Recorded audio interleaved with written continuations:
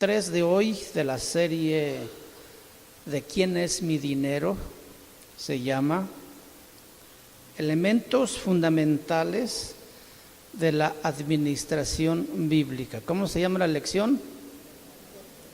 Elementos fundamentales de la administración bíblica. Quiero preguntarle algo, ¿le está gustando lo que estamos estudiando? ¿Sí? Es muy importante porque de esto no se habla mucho en las iglesias y a veces los pastores tenemos cierto temor de hablar por lo que se puede malinterpretar, pero es algo que está en la Biblia, es algo que no podemos evadir y es parte de nuestra responsabilidad también entender qué dice Dios en su palabra en este aspecto tan importante, porque además, si nosotros somos buenos administradores de Dios, vamos a tener la bendición de Dios, la prosperidad verdadera que el creyente debe tener en su hogar y en su familia. No la prosperidad que actualmente se está predicando en muchos lugares, sino una prosperidad bíblica que honra a Dios. Porque muchas de estas cosas se han torcido y se han estado enseñando de una manera equivocada. Por eso el deseo de conocer de esto para que veamos qué dice Dios en su palabra. Muy bien. En el libro de Proverbios capítulo 10 versículo 22, repito el tema de esta lección número 3, elementos fundamentales de la administración bíblica.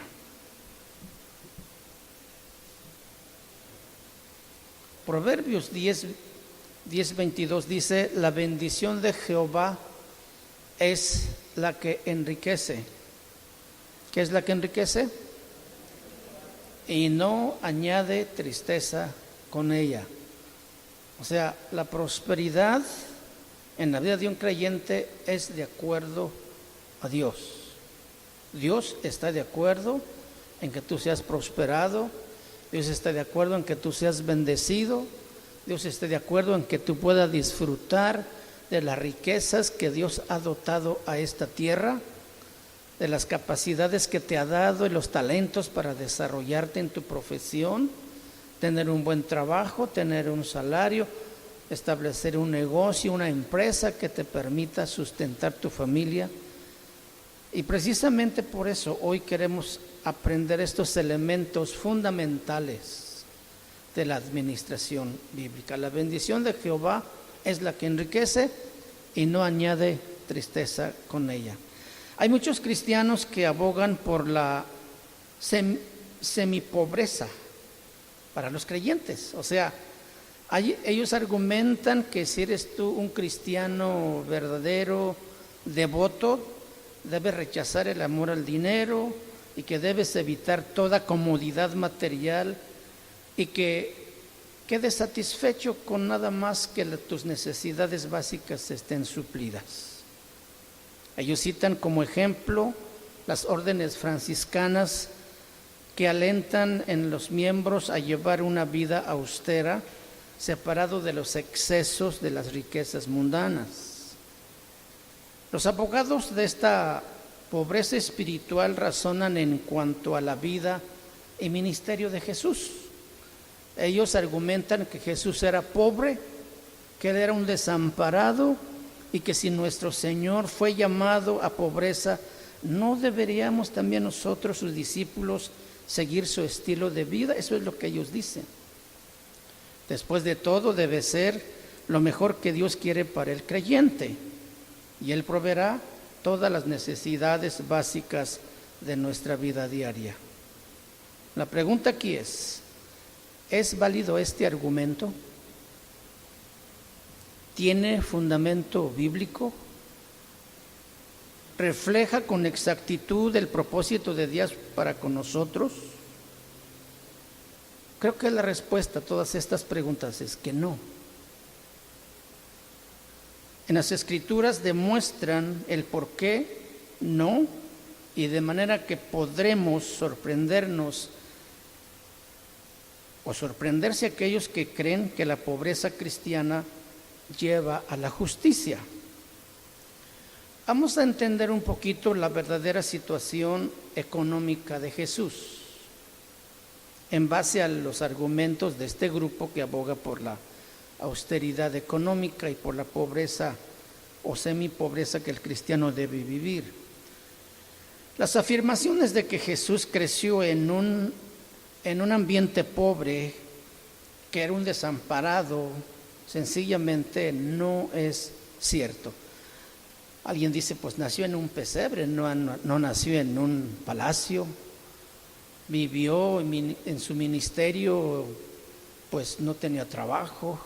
Bueno, debemos entender, y a través de un breve panorama de la estructura económica de Israel en aquellos tiempos, nos va a ayudar mucho a comprender mejor su estado real. En primer lugar, en el nivel más bajo había un segmento grande de personas pobres, sobre los cuales Jesús dijo en Mateo 26:11, porque siempre los tendréis pobres entre vosotros y les podréis hacer bien cuando ustedes puedan, pero a mí no siempre me tendréis. Él no despreció a los pobres, él sabía que siempre habría pobres con necesitados de amor y de la generosidad de los creyentes. Y en Deuteronomios Jesús o Dios mismo da un mandamiento a su pueblo. Deuteronomio 15:11 dice, porque no faltarán menesterosos en medio de la tierra, por eso yo te mando diciendo, abrirás tu mano a tu hermano pobre y al menesteroso en su tierra. Este fue un mandamiento que Dios dio desde la antigüedad a su pueblo. Por otra parte, como en la mayoría de los países, Israel tenía una pequeña pero muy influyente clase de personas acomodadas, acaudaladas. Eran los terratenientes, los líderes religiosos, aquellos que ejercían poder y autoridad bajo la dirección del Imperio Romano que gobernaba en ese tiempo. Y por otra parte, en la época de Cristo, en el centro de la sociedad judía, había una clase media muy significativa compuesta por artesanos y comerciantes. Este segmento incluía agricultores, obreros, productores de herramientas, alfareros, constructores y otros artesanos. Jesús nació en una familia de clase media. Su padre terrenal, José, tenía su propio negocio de su ocupación como carpintero. Ahora, la traducción de la palabra carpintero más exacto es la de constructor. Entonces José tenía una pequeña empresa de construcción, de constructor. ¿Sí? Aquí significaba, la palabra constructor significaba o incluía también al albañil o al que trabajaba con la madera. Ahora recordemos que José tuvo bastantes hijos, además de Jesús, y pues debe haber tenido suficiente dinero para sostenerlos. Según los historiadores, la construcción en aquel tiempo estaba prosperando en Nazaret de Galilea y en sus alrededores también, el pueblo natal de Jesús. Y esto se debía a la expansión romana y a la ubicación geográfica. Así que es probable que José fuera un buen carpintero que aprovechó las muchas oportunidades de construcción en Nazaret y con la ayuda de Jesús edificó un próspero negocio. Y Jesús, como primogénito de su familia, tal vez heredó ese negocio de su padre después de que José murió. Entonces resulta erróneo concluir que Jesús entró al mundo como un individuo pobre y desamparado que llevó una vida de pobreza. Jesús creció en una familia de clase media que disfrutó de algunas de las comodidades que proporciona la vida en Galilea. Por ejemplo, un gran suministro de recursos naturales, agua y alimentos abundantes y un hermoso paisaje en ese lugar. Escuchen bien, fue solo hasta después que comenzó su ministerio ambulante que Cristo dependió del amor y el cuidado de otros para su alimentación, un lugar donde quedarse y cosas por el estilo. Esto no difiere mucho con cómo operan la mayoría de los misioneros modernos o los evangelistas que viajan por el mundo. Jesús dejó su negocio y emprendió el trabajo de llevar el evangelio dependiendo del amor de muchos hermanos. La Biblia menciona mujeres piadosas que le servían con sus bienes, ¿verdad? Pero Jesús no fue pobre, ni fue abandonado tampoco. En lugar de suponer que Jesús era pobre y que de alguna manera alentó a sus seguidores a vivir como Él, creo que nosotros debemos reconocer cuál es el propósito de Dios para ellos. Es muy probable que el Padre enviara al Hijo a un medio trabajador de la clase media donde Él pudiera de manera cuidadosa y sabia hablarle a los ricos y también a identificarse bastante bien con las personas pobres. Y así es como Jesús empieza su ministerio. Para que tengamos una idea clara de qué es lo que dice la Biblia en cuanto a la vida de Jesús. Por aquellos que abogan porque uno debe ser pobre, que apenas debe vivir al día, porque hay mucha gente que así vive. Los franciscanos así viven. Por otra parte, en esto de los principios fundamentales de la administración bíblica, vamos a aprender que todas las cosas en abundancia son para que las disfrutemos. ¿Las cosas son para qué? ¿Usted disfruta su trabajo? ¿Sí? ¿Disfruta lo que come cuando se sienta a la mesa a comer con su familia? ¿Sí? ¿No está preocupado porque se le va a acabar mañana? No, usted tiene confianza en Dios. Bueno, vamos a ir aprendiendo a ver cómo es que nosotros podemos también administrar bien los recursos de manera que no nos falte. La descripción que la Biblia hace del huerto del Edén, todos conocemos la historia, muestra algunas de las abundantes riquezas que Dios proveyó para el disfrute del hombre.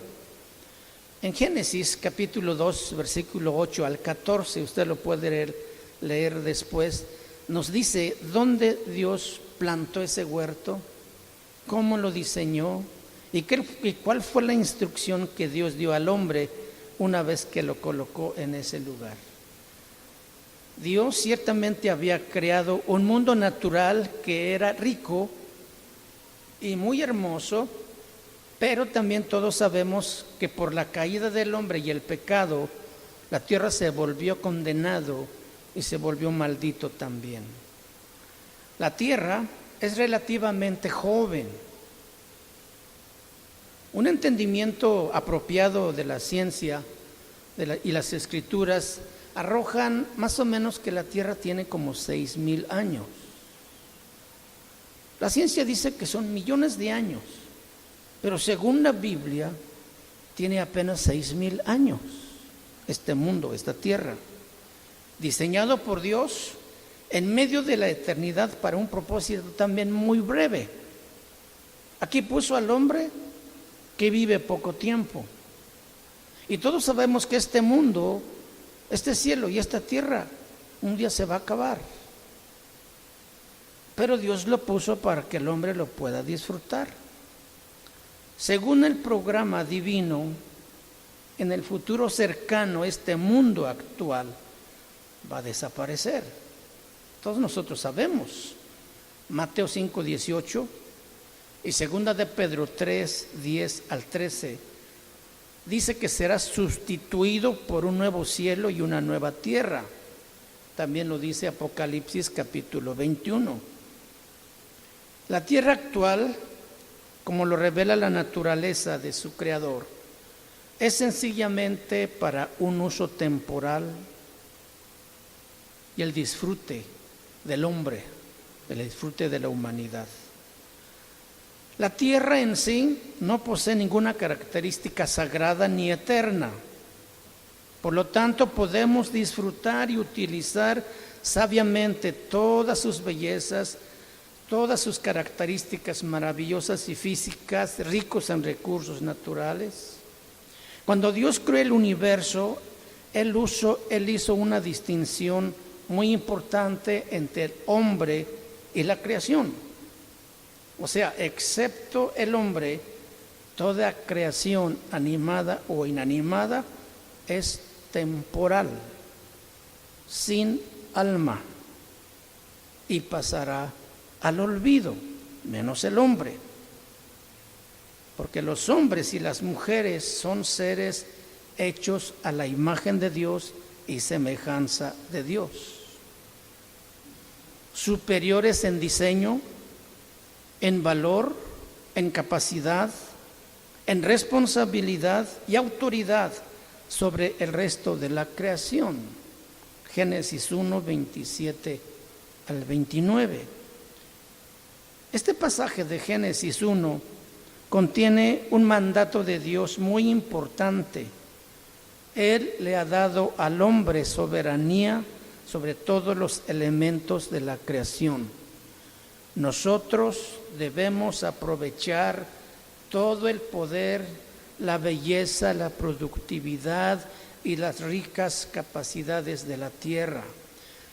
Un autor escribe y dice, la tierra está ahí para que se explote, para que se estudie, para que se cultive, para que se dome, porque recuerdan que Dios le dio autoridad y dominio sobre todo lo creado, dice, y también para que se disfrute. Toda la tierra y todo lo que contiene existe para proveernos en esta vida.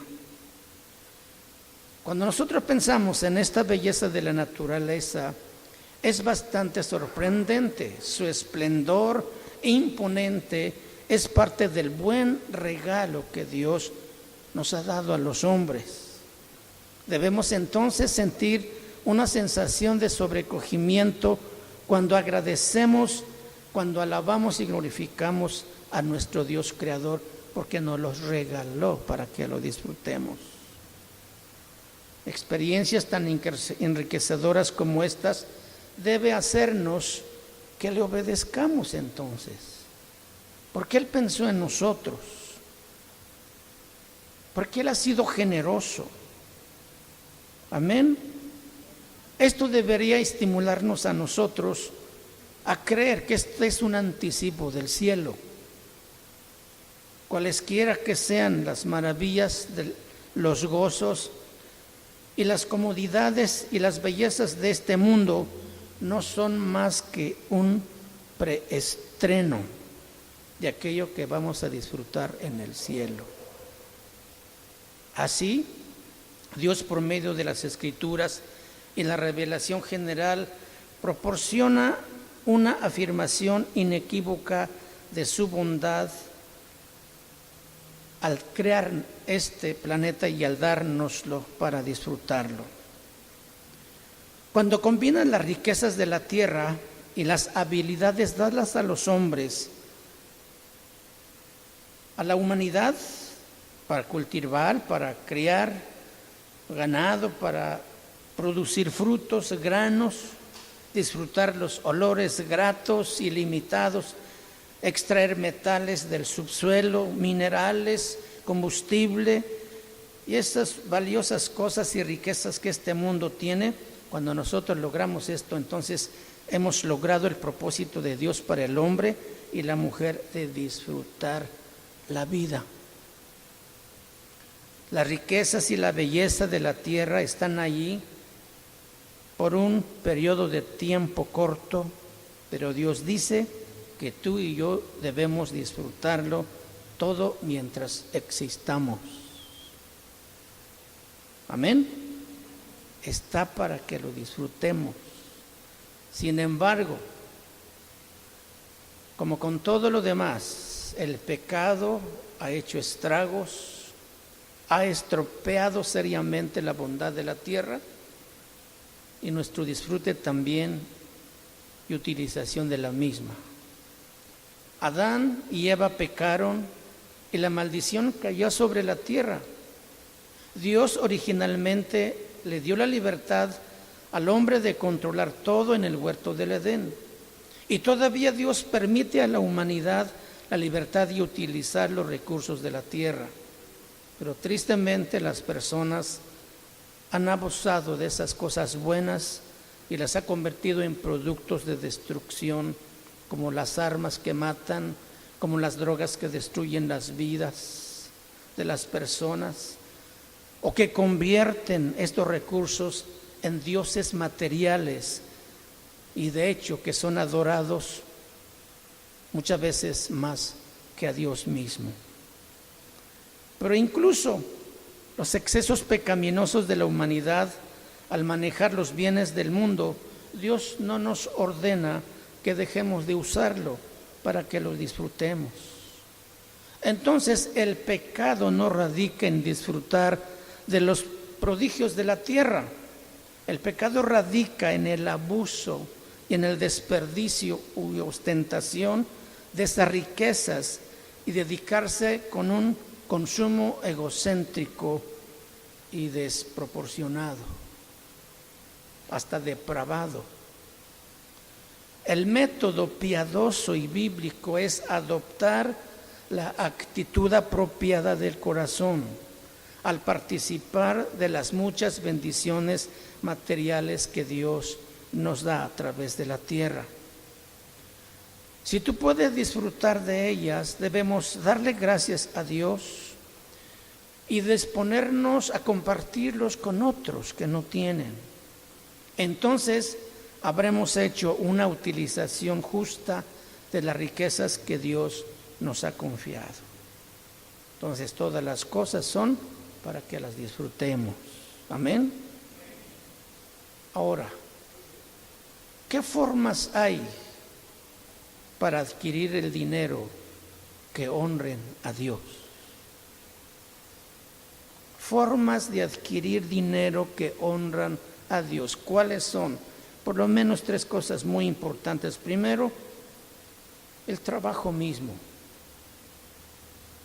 Tenemos derecho de adquirir y disfrutar las riquezas si eres diligente y tienes una actitud obediente y agradecida con Dios, de confiar en Él y en su palabra. Puede que sea la voluntad de Dios recompensarte financieramente hasta cierto grado. El Señor tiene presente sus intereses y el versículo que leíamos al principio que dice: la bendición de Jehová es la que enriquece y no añade tristeza con ella. Adquirir el dinero mediante el trabajo. Si Dios declara como correcto disfrutar de cierto grado de las riquezas, ¿cómo obtenerlos entonces? La respuesta es precisamente ganarlo con trabajo, trabajando. El trabajo no es solamente la forma primordial de adquirir el dinero, es el regalo de Dios a la humanidad y fue realmente un mandato suyo. En Éxodo capítulo 20, versículo 9, Él dice: 6 días trabajarás y harás toda tu obra, mas el 7º día es reposo para Jehová tu Dios. No hagas en él obra alguna. Entonces el trabajo es un regalo de Dios. Y es la manera como Él va a suplir nuestras necesidades. Es la manera como Él permite que nosotros disfrutemos de las riquezas de esta tierra. Dios nos ha provisto 6 días para trabajar y Él ha reservado un día para que descansemos y le adoremos. El apóstol Pablo en el libro de Efesios capítulo 4, versículo 28 dice: el que hurte El que hurtaba, no hurte más, sino que trabaje con las manos. ¿Sino qué? Haciendo con sus manos lo que es bueno para que tenga que compartir con el que padece necesidad. El que hurtaba, el que transaba, el que robaba, ¿qué dice? No robe más, sino que trabaje, haciendo con sus manos lo que es bueno para que tenga que compartir con el que padece necesidad. El trabajo duro, como vendiendo tacos, como vendiendo todas las cosas que ustedes venden, proporciona dignidad, mis hermanos. Te permite usar tus habilidades y talentos humanos de un modo productivo y cuentas con la prosperidad y la bendición de Dios, a diferencia de aquellos medios deshonestos como robos, fraudes y tantas otras cosas para obtener riquezas. El trabajo también evita que estés desocupado, malgastando tu tiempo y cayendo en todo tipo de tentaciones. Proverbios capítulo 28, versículo 19 dice: el que labra su tierra se saciará de ella, mas el que sigue a los ociosos, o sea, a los flojos, se llenará de pereza, se llenará de flojera. Entonces, elogia la virtud del trabajo. Si tú quieres ser pobre, persigue planes que aún no se han puesto a prueba, o sigue sueños irracionales. Pero por otro lado, una forma demostrada de tener dinero es trabajando. Y por esto la Biblia condena la pereza, porque resulta vergonzosa y pecaminoso. Proverbios capítulo 6, 9 al 11, entre otras cosas dice: perezoso, ¿hasta cuándo has de dormir?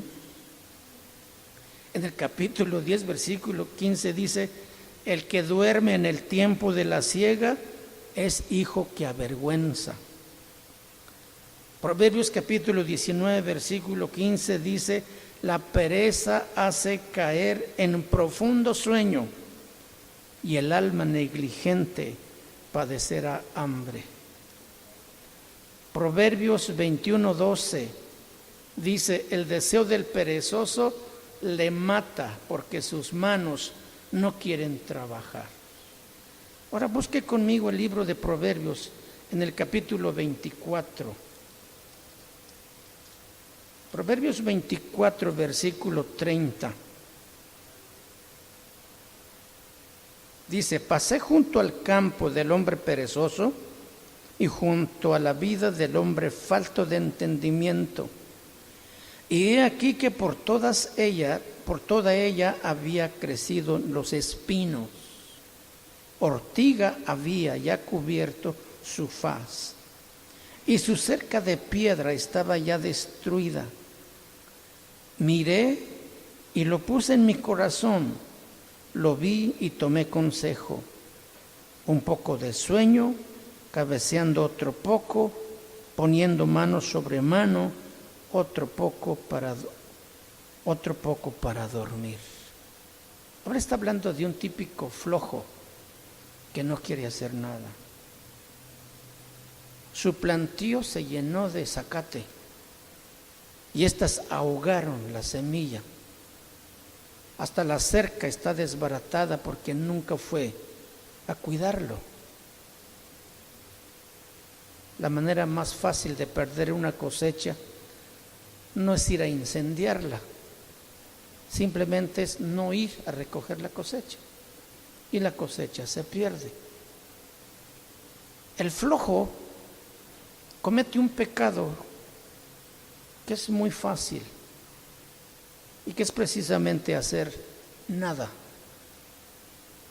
desobligarse totalmente de ello. Esa es la vida de un perezoso.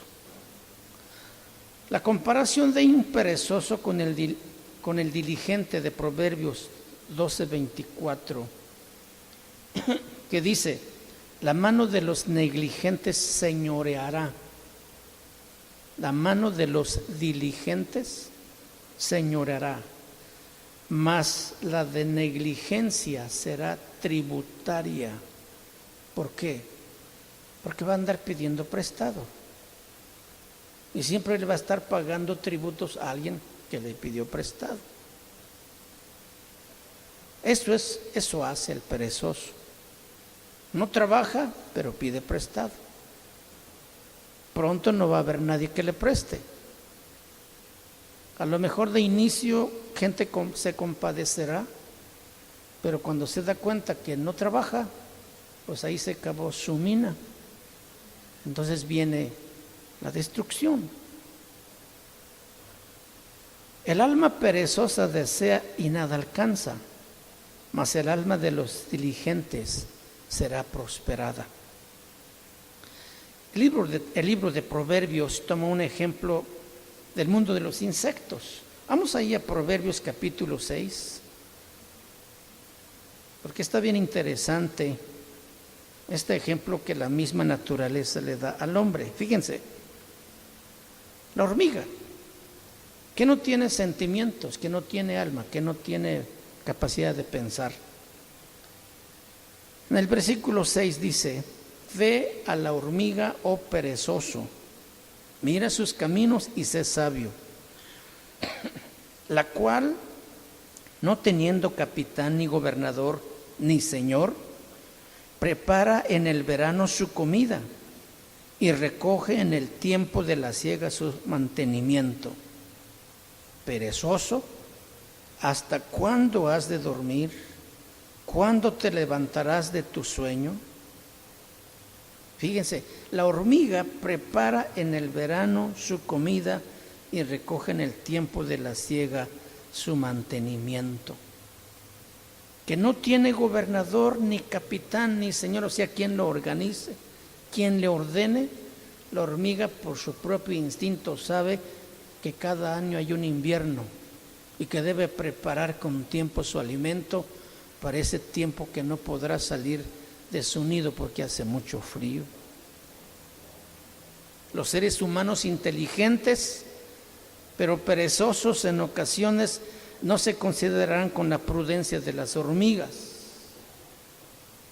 Proverbios capítulo 20, versículo 4 dice: el perezoso no hará a causa del invierno, pedirá pues en la siega y no hallará.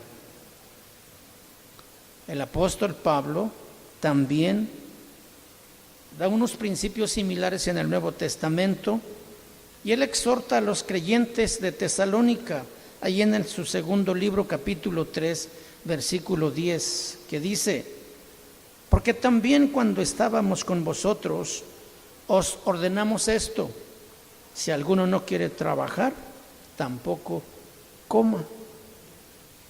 Pues el trabajo es bueno, ¿verdad? Porque si no trabajas, no comes. También le dijo a Timoteo que instruyera a los hermanos de la iglesia con respecto a las obligaciones laborales. Primera de Timoteo, capítulo 5, en el versículo 8.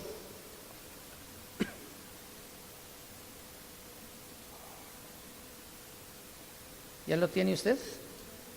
¿Cómo dice?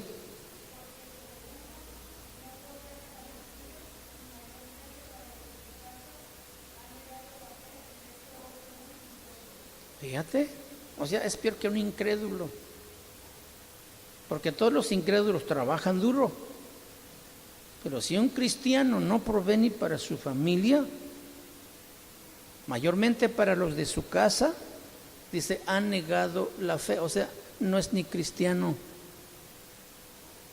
¿Qué padre se desobliga de esa manera con su familia? Por ahí se ha puesto una hamaca y ahí está meciéndose rico todo el día.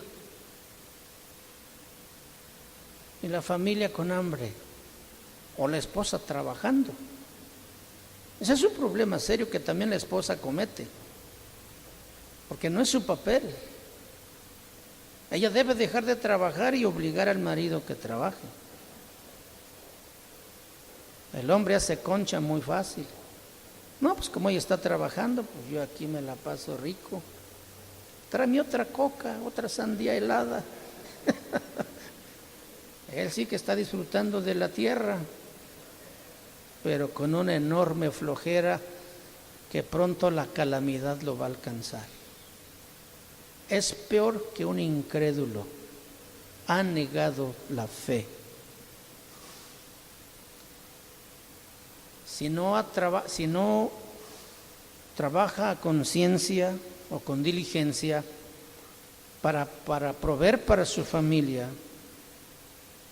usted se está comparando peor que los incrédulos, se está comportando peor que los incrédulos.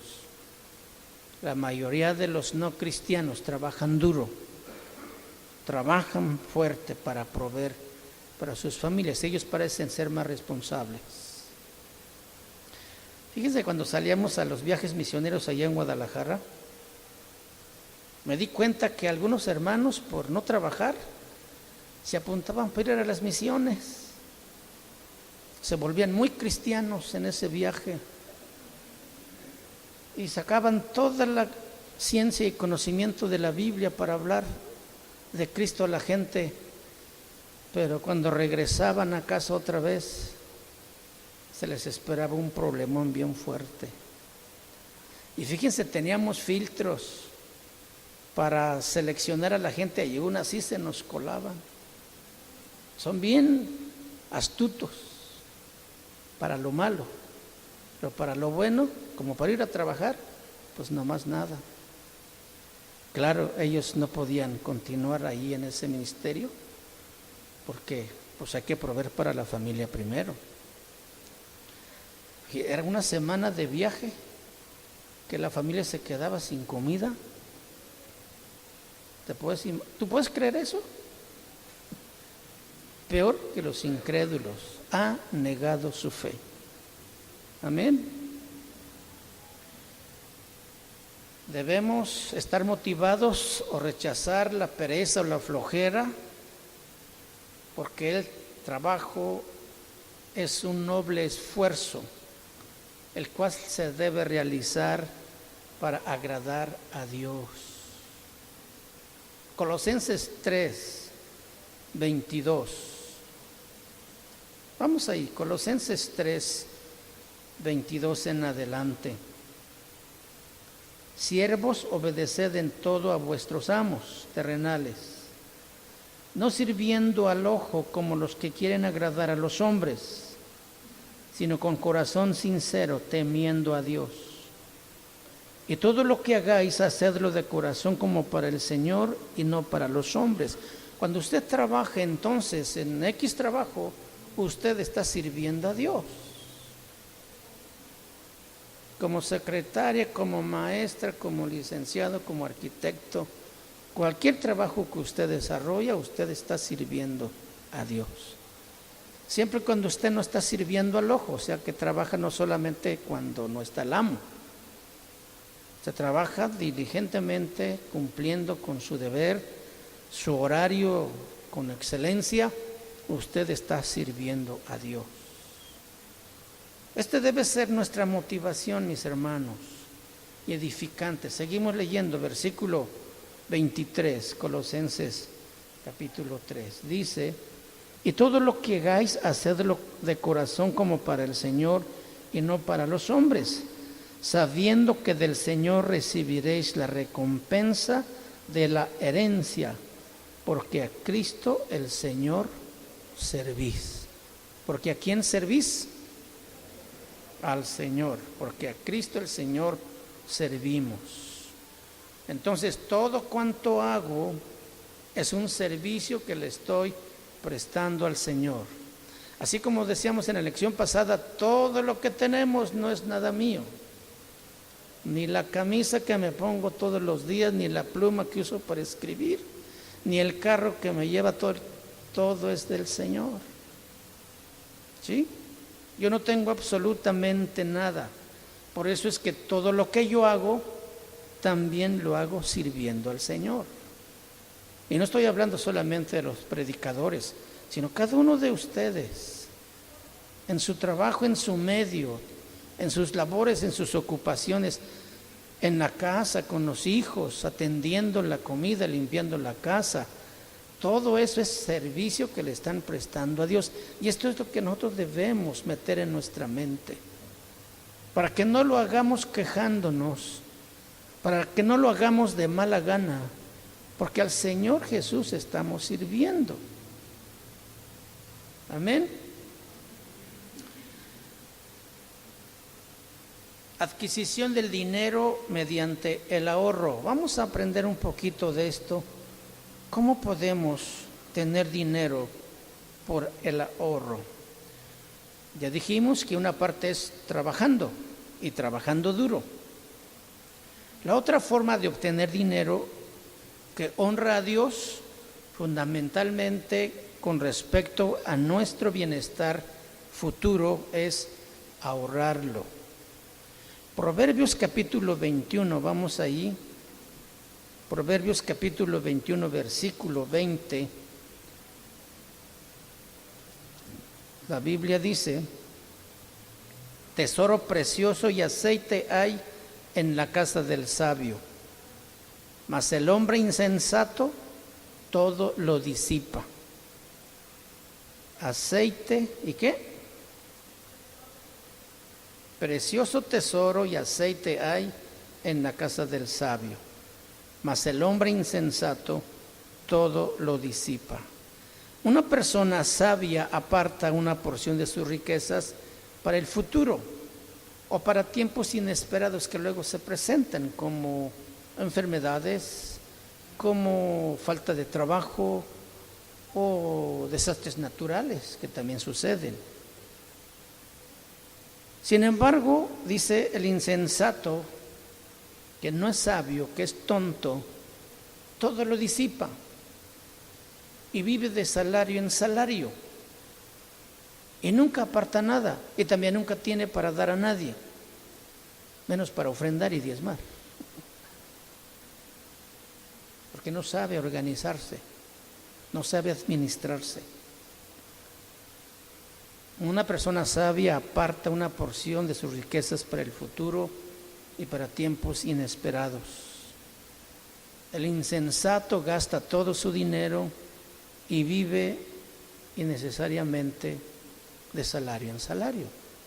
Si pudiera planear, no viviría de esa manera. Proverbios capítulo 30 nos habla otra vez de la hormiga. En el versículo 25 dice: las hormigas, pueblo nada fuerte, y en el verano preparan su comida. Las hormigas, pueblo nada fuerte, y en el verano preparan su comida. Esto implica entonces que la hormiga, como dije hace rato, sabe que cada año llega un invierno y que en el invierno no pueden salir porque hace frío. Yo he notado en la casa algo, allí en su casa en Colima. Tengo unos árboles afuera que hay que estarlos podando porque crean mucho follaje. Pero noté que después de una podada tardó mucho en retoñar las ramas. Pero una noche, cuando salí a barrer, encontré un ejército de hormigas cargando su pedacito de hoja, y lo fui siguiendo y subían hasta la punta del árbol a cortar las hojas más tiernas. Por eso los árboles no crearon follaje tan pronto. Y a la esquina de un pretil que tenemos allá afuera hicieron su nido. Y todo ese ejército, toda la noche. Al día siguiente dije: me voy a parar temprano para ver cuánto trabajan. Cuando yo me paré como a las 6 de la mañana y salí, una que otra todavía estaba llegando con sus hojas, almacenando comida para el verano. No imagino cómo está abajo del suelo todo ese reino de las hormigas. Sin capitán, sin jefe que los organice, pueblo nada fuerte, pero que sabe que viene un tiempo en que hace mucho frío y que si no hay comida se pueden morir. Y ahí tienen sus críos, y ahí nacen nuevas generaciones. Las hormigas muchas veces son más sabios que los hombres.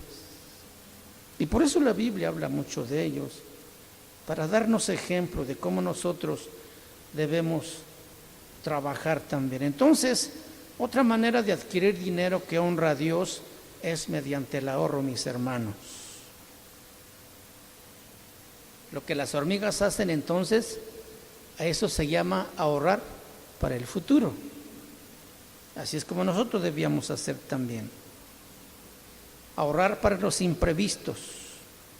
De vez en cuando alguien se enferma en la casa, hay un desempleo, hay un desastre. Pueden aparecer momentos especiales en que puede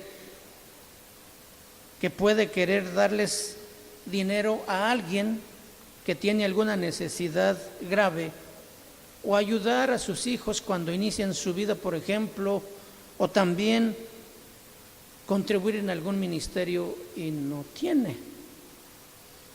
Pero si aparta algo, cada salario que recibe tendrá siempre una mano extendida para dar. Y el gozo y la satisfacción de ser útil a alguien, porque es sabio en administrar los recursos que Dios le ha dado. Amén. Muy bien, ya aprendimos dos formas de adquirir dinero. ¿Cuál es? Trabajando y ahorrando. Un elemento clave en el ahorro de dinero y una forma muy importante de prepararse para las necesidades futuras también es invertir. Si tú tienes un excedente de dinero, pues mételo al banco, ¿sí? Ahí puede ganar intereses. ¿Se acuerdan de la parábola de los talentos que Jesús habla en Mateo 26? ¿Qué le dijo al de un talento cuando regresó con uno nada más que le había dado el Señor? Le dijo: aquí tienes tu talento.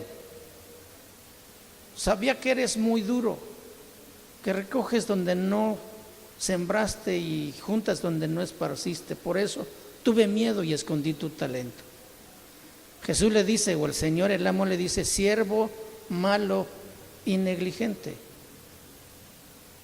por lo menos le habrías dado mi dinero a los banqueros y yo hubiera recibido mi talento con mis intereses. Entonces, otra forma de hacer dinero, hermanos, es invertir. Tal vez no inviertas gran cantidad, pero lo poco que... es mejor que tenerlo ahí debajo del colchón. Mejor inviértelo. Poquito que vaya ganando, eso te ayuda en algún imprevisto. No es malo. Malo será cuando ya te afanes desmedidamente en eso. Y que ni vengas a la iglesia porque también trabajas los días de reunión, con tal de tener algo para meter. Esos desequilibrios y extremos son a los que no debemos nosotros llegar, ¿sí? Entonces Jesús en esa parábola afirmó el valor de usar el dinero para ganar dinero. Una cuenta de ahorro, una inversión. El Señor se complace si tú y yo podemos ser fieles al hacer inversiones financieras sabias. Sin embargo, también necesitamos estar seguros de pedirle la dirección y la guianza del Señor en estos casos. Amén. Es posible que uno se obsesione con el ahorro o con invertir y pueda intentar ahorrar a un nivel tan alto que se pueda convertir en un agarrado, o sea que ya no le dé ni siquiera la raya a la esposa, o comprarle a los hijos los zapatos que necesitan y se vuelva egoísta y mezquino porque quiere hacer crecer el ahorro. Eso ya no está bien tampoco. Amén. Esta mentalidad convierte el ahorro en un acaparamiento y eso es pecado, porque es avaricia, ¿sí? No es la voluntad de Dios que usted obre de esa manera. Sin embargo, sí es su voluntad que ahorre dinero, si se hace de una manera cuidadosa, considerada y equilibrada, usando medios legítimos, como los ahorros que ya dijimos. Otra forma, otro peligro, u otra cosa que tenemos que considerar: adquirir dinero mediante la planificación. Si vas a ganar dinero suficiente para cumplir sus compromisos y ahorrar algo para el futuro, es muy importante planificar. Proverbios capítulo 27, versículo 23 y 24 dice: sé diligente en conocer el estado de tus ovejas, o sea, de tus finanzas, y mira con cuidado por tus rebaños, tus posesiones, porque las riquezas no duran para siempre, y será la corona para perpetuas generaciones. Sé diligente en conocer el estado de tus ovejas y mira con cuidado a tus rebaños. Puede que esto quiera decir que tengas que ceñirte a un presupuesto planificado cuidadosamente. Si tú haces una lista de prioridades de tus gastos, tú puedes saber con cuánto tú y tu familia pueden pasar la semana. Apartando tu 10ª parte que debes traer al Señor, el resto lo planificas para tus gastos de familia. Si te sobra un poco, guárdalo. Aconsejan guardar otro 10%. Posiblemente el salario no alcance para tanto, pero aunque sea un poquito, pero guárdalo. Es muy prudente eso. Resulta muy importante no gastar más de lo que tú percibes. De lo contrario, no serás un buen administrador y no podrás tampoco ahorrar para las necesidades emergentes que pudieran surgir. Si vas a ser un planificador sabio de tus finanzas personales, debes hacerte esta pregunta muy sincera: ¿realmente estoy desempeñando alguna forma de autocontrol financiera planificado cuidadosamente? ¿Realmente estoy desempeñando alguna forma de autocontrol financiero planificado cuidadosamente? ¿Sencillamente gasto el dinero o sencillamente gasto el dinero descuidadamente e impulsivamente, teniendo en cuenta poco o nada de las implicaciones futuras? Si la segunda pregunta te describe porque gastas dinero descuidadamente e impulsivamente, un día podrás encontrarte en una emergencia rogándole a Dios que te salve de esa situación, que con una mejor planificación podrías haberlo manejado de una manera más tranquila. Salmo número 19, versículo 13, dice: preserva también a tu siervo de las soberbias, que no se enseñoreen de mí. Preserva también a tu siervo de las soberbias. ¿Cuándo viene la soberbia en el corazón de un hombre? Cuando se siente poderoso económicamente. Y por eso el salmista decía: Señor, no me des mucho que me olvide de ti, ni me des tampoco poquito que pueda blasfemar tu nombre o te niegue. Manténme del pan necesario. Ahora, ese pan necesario no está hablando de reducido lo más que se pueda, ¿no? Sino que pueda disfrutar la vida con sus necesidades suplidas. Preserva también a tus siervos de las soberbias, que no se enseñoreen de mí. Por muchas razones de cultura, con una publicidad tan vasta como miramos hoy en la televisión, en los comerciales, en las tiendas, en tantas cosas llamativas que ofrece las compañías, todas parecen confabularse para conseguir que cada vez más personas compren los productos que se anuncian. Los periódicos están llenos de comerciales, la radio también igualmente. O sea, la cultura moderna sobreenfatiza la imagen. Tratan de vender los productos haciendo énfasis en que hay cierta imagen de moda. Usted ha visto cuando en la televisión anuncian un auto de lujo de último modelo. ¿Sabe quién está al lado ahí manejando o parada a un costado del automóvil? Una modelo, bonita por cierto, ¿sí? Y cuando tú compras ese vehículo, finalmente te das cuenta que era el vehículo más inseguro, porque nunca te dieron las características del vehículo. Te pusieron ahí una imagen para atraer tu atención y mucha gente se ha enganchado con eso, ¿sí? La cultura moderna enfatiza la imagen. No digo que no debamos disfrutar de las cosas buenas de la vida, como un auto bien diseñado y cómodo para nuestro servicio, nuestro trabajo.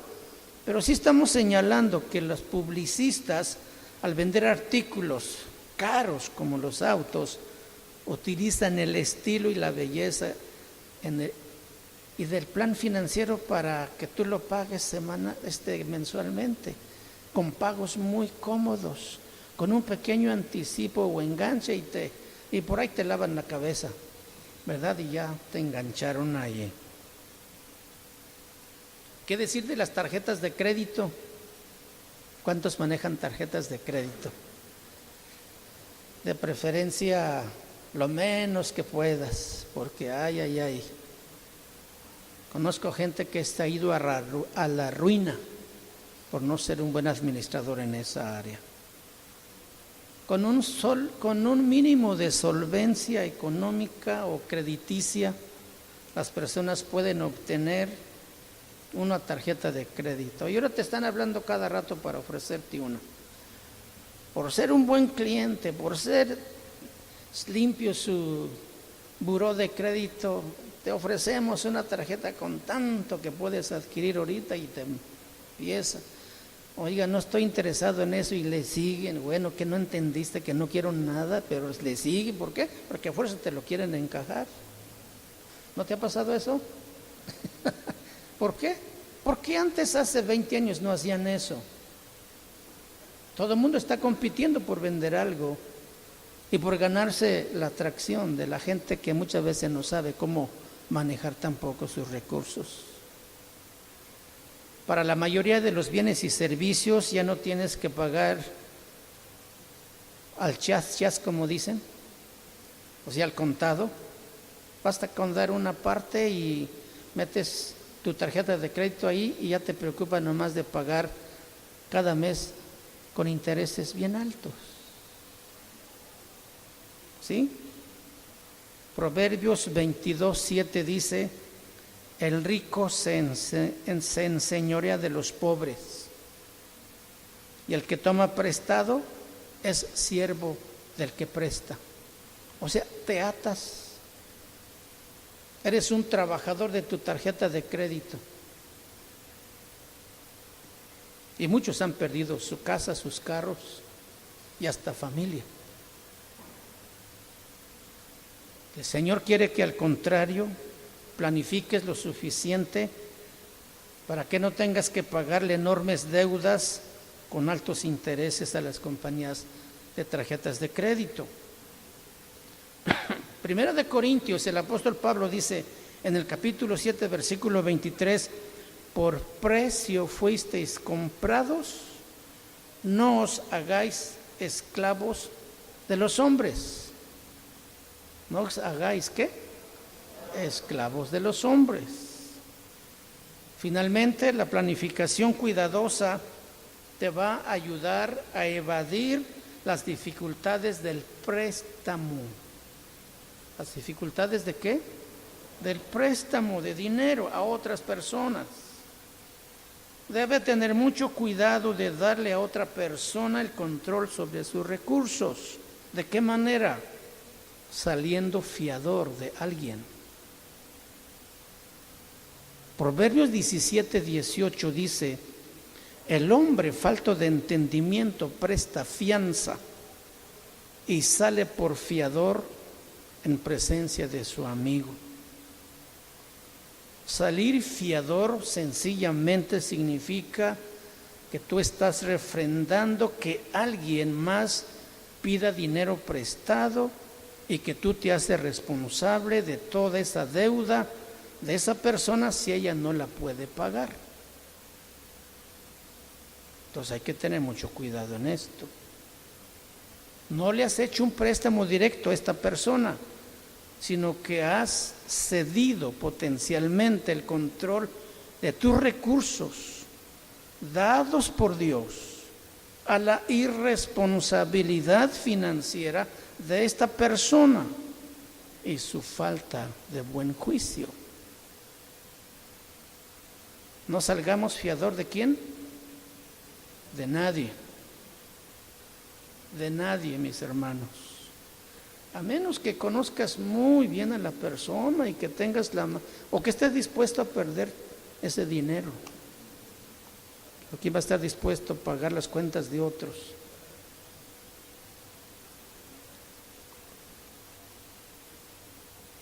Dios nos ha confiado la administración del dinero y las posesiones, hasta el último centavo de nuestro dinero, y los artículos más pequeños le pertenecen a Dios. Ese reloj que traes en la mano es de Dios. Esos lentes que usamos son del Señor. Todo, nada es nuestro. No hemos comprado nada. Dios nos los ha dado a través del trabajo, a través de muchos recursos.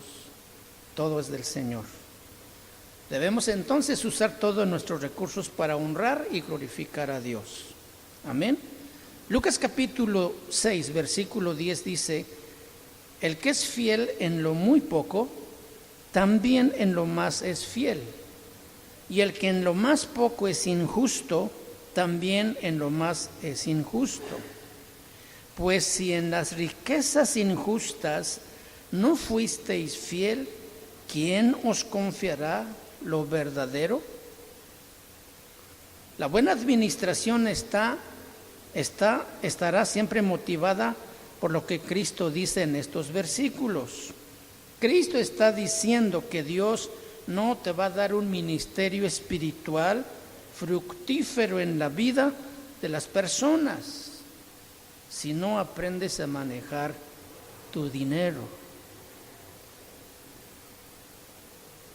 De la manera como manejas el dinero y las posesiones es muy importante. Es un barómetro de tu vida espiritual, de tu vida cristiana, y una prueba también de cuán bien tú entiendes que las verdaderas riquezas son espirituales y no materiales. Amén. ¿Qué fue lo que aprendimos hoy? ¿Cuál fue la lección? Ya se nos olvidó.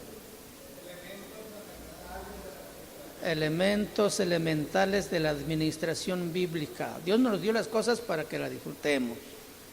Es una tierra, un planeta donde nos puso que es pasajero, excepto el hombre y la mujer son eternos. Pero esta tierra no tiene nada de sagrado ni no tiene nada de eterno. Un día va a ser renovada, va a ser otro cielo y otra tierra. Pero nos ha dado los recursos para que la disfrutemos, pero que también para las administremos bien. Dios nos hace responsable hasta el último centavo que está en nuestras manos, porque no es nuestro, es del Señor. Amén. Pónganse de pie, por favor, y vamos a darle gracias a Dios.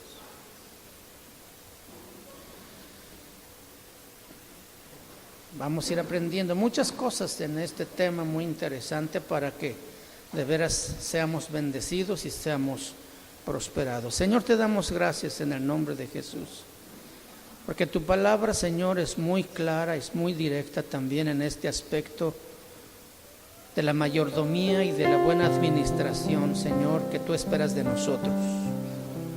Gracias te damos porque nos has dado capacidades, talentos, nos has dado sabiduría para desarrollar lo que tú nos has dado, lo que tú has puesto en nuestras manos.